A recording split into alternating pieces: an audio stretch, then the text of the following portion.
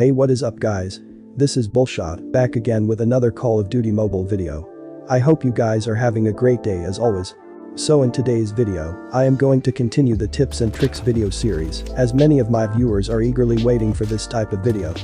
This is gonna be the second episode of the series, and I am going to continue to upload more videos like this, alongside the loadout videos I make. So be sure to hit the subscribe button and turn on post notifications. Anyways, with that being said, let's get right into the video.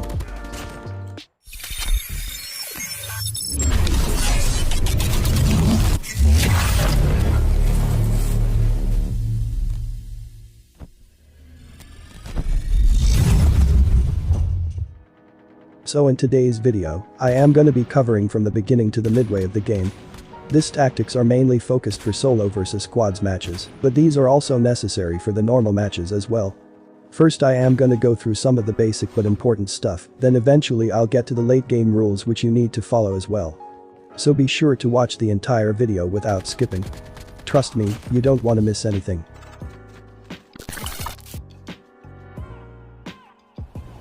Let's start with the toughest situation possible right off the drop. As I was approaching to the farm, I saw some guys landing pretty close to me. First I thought I am going to get a vest and some weapons, then get into some action. But unfortunately I wasn't able to find any good armor other than a level 1 basic vest. And I got surrounded by enemies in almost no time. Now, in situations like this, you must gotta think strategically. You need to keep your movements as minimal as possible, so your footsteps cannot be heard or seen by the enemies. Clearly the guy in the front does not have any weapons with him. Let's help the duo behind him to get rid of that third guy and make the situation more stable for me.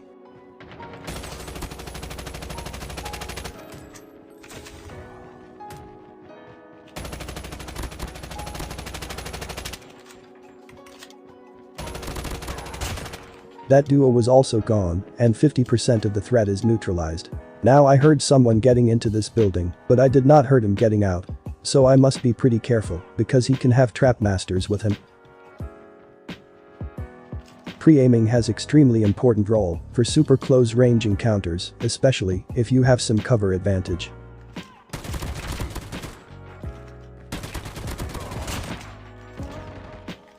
And here you are. Look at how scared he is. He has weapons, but he cannot shoot.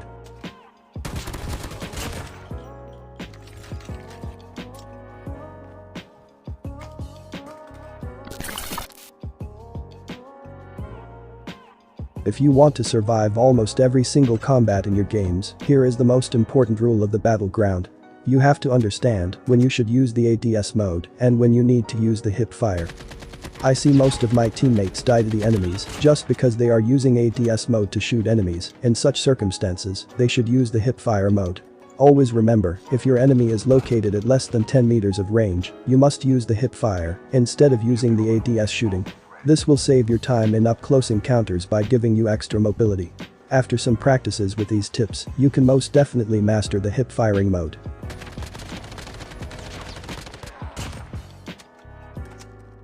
First tip, keep the crosshair as close to your enemy as possible. And try to aim for the upper body part for better results.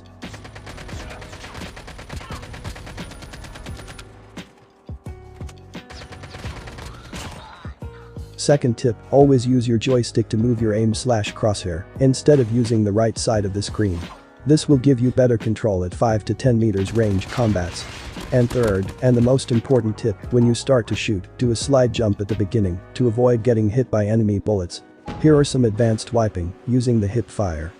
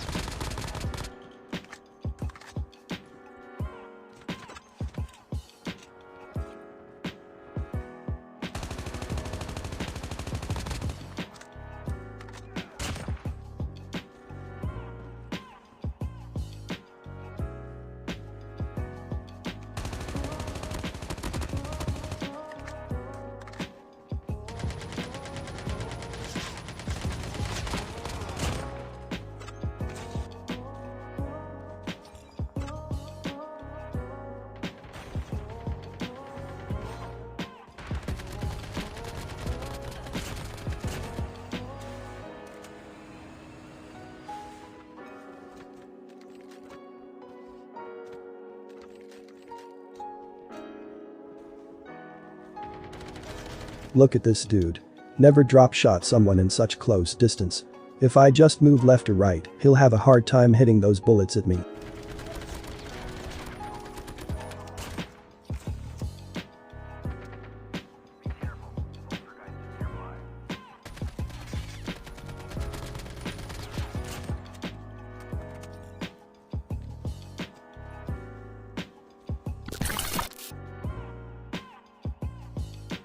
Whenever you are heading for airdrop, always do some scouting. In some cases like this, drops can be found in an area which is surrounded by buildings. In this scenario, always try to stay at some sort of cover.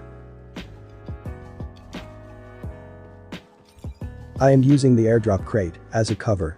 If enemies try to shoot me from the buildings on my left or right, I'll simply crouch to take cover. Or if the situation gets worse than that, then I'll get into any of the building. This is a very important point. Always keep an eye on the mini-map. There is a neighbor right there, trying to execute some sneak attack.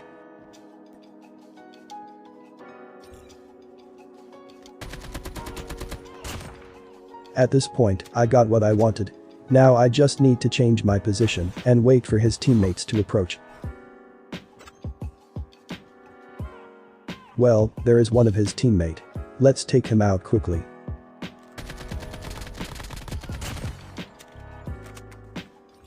Here comes a chopper to the same airdrop, and it is stacked with a full squad.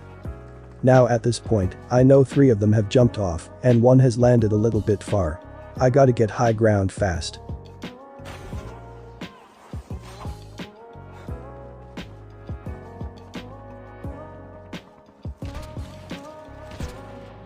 I guess the top of the buildings are not safe anymore because some dude has taken the highest ground possible.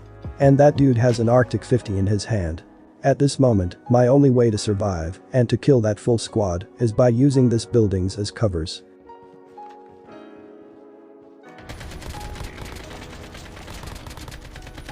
One of them is down, and my vest is completely damaged. Right now, I cannot engage in a gunfight without a vest.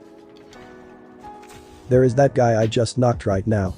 Now I gotta finish him and take his vest. And I must be really quick as possible.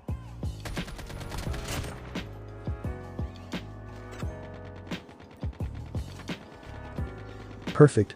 Now I just need to be patient, repair my vest, and think of some strategy. Awesome. As they are too busy fighting with that bot, I am gonna use this as a perfect way to ambush on them. Another one is down.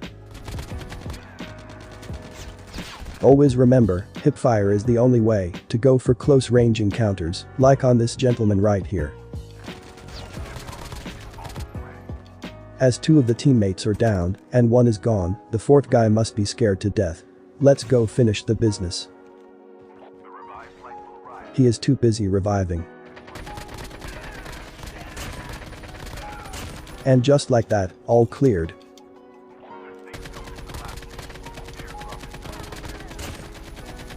I always have time for some free kills though.